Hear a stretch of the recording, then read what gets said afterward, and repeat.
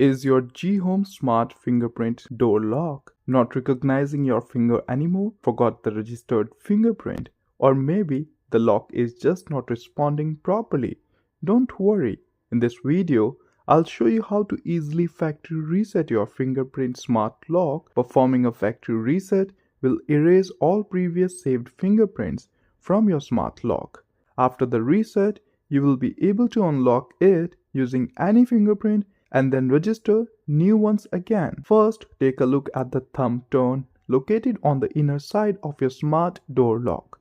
You will notice two main positions: lock position, unlock position. There is also a circular mark that shows the default resting point. This is where the thumb turn normally sits. Now, here's what you need to do. Rotate the thumb turn from the circular mark to the lock position and then rotate it back to the circular mark again. This completes one cycle. Repeat this same process a total of 5 times. So, a circular mark, then lock, then back to circular mark.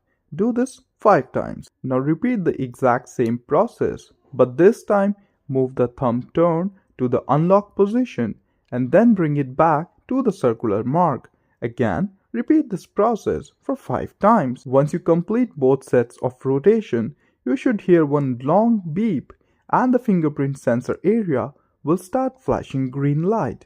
This indicates that the factory reset has been completed successfully, and that's how you can easily reset your GHome smart fingerprint door lock without using any app or password.